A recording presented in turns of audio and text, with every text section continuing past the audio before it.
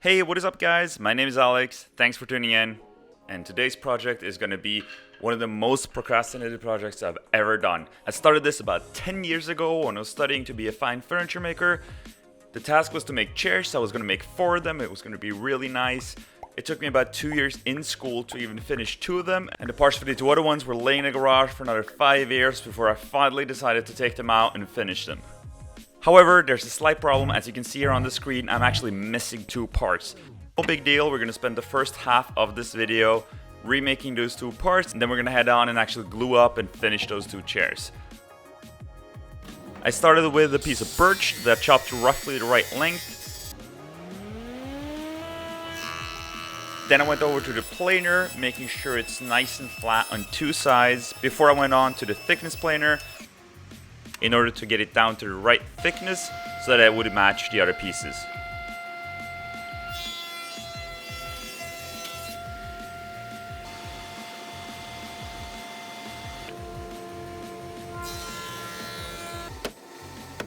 And as you can see here, they turn out to be the same exact height, and it's now time to move on and cut them to final length.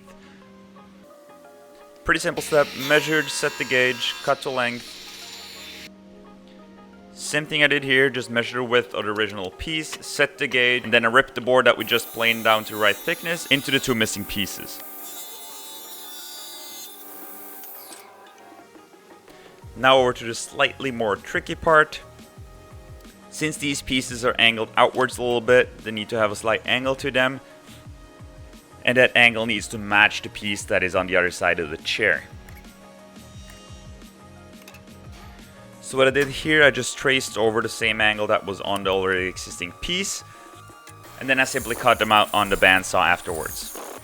This isn't necessarily super precise, and I probably wouldn't do this if I was making a whole bunch of these chairs, but since I'm only copying 2 pieces, both of which are unique, I figured this was a way easier solution than making a jig for this operation. A little light sanding afterwards, and they actually ended up turning out pretty alright, as you can see here in how well they fit.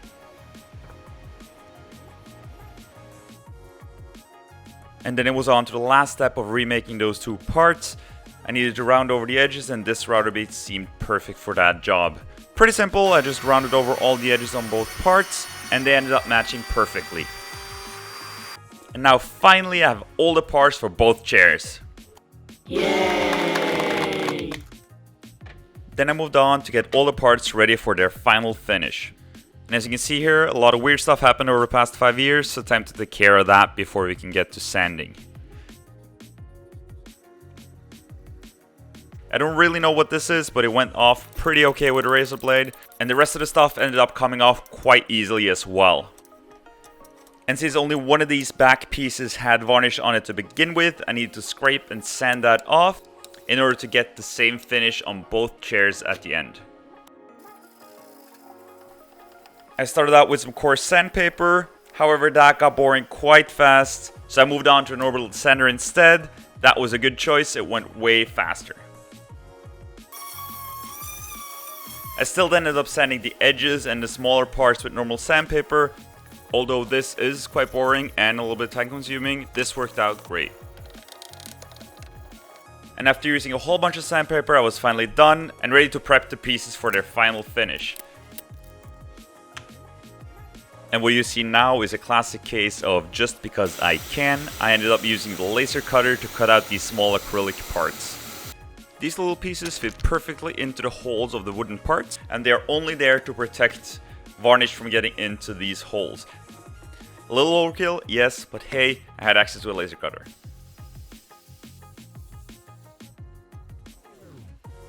A little prep work to not make a huge mess everywhere, and then it was finally time for the first layer of varnish.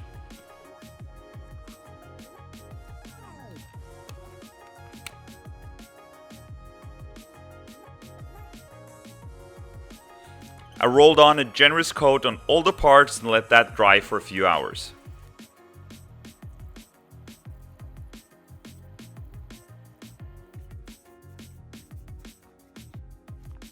I used this foam roller for this, and that worked okay, at least for this first layer.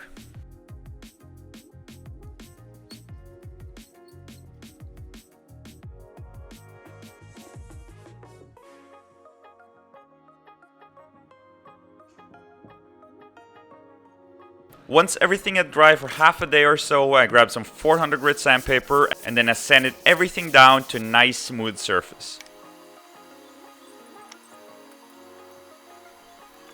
And I ended up doing this with all the smaller pieces as well.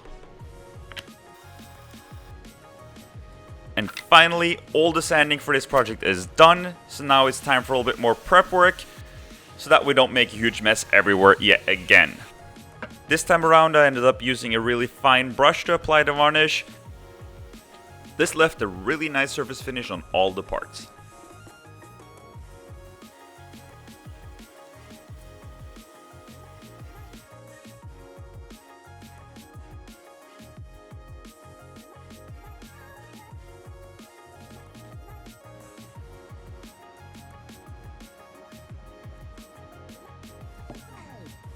Alright, last little bit of prep before we finally glue up these chairs. I masked off all the areas where I didn't want to get any glue.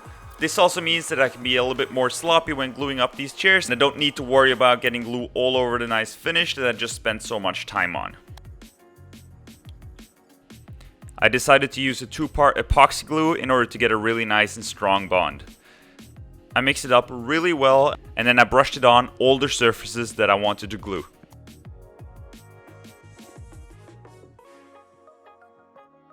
And here you can see it was a great idea to tape off all these surfaces before we started gluing in order to not make a big mess everywhere.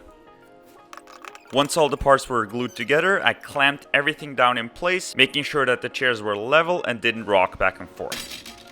And then it was on to the very last step, finally attaching those seats that I made over 7 years ago.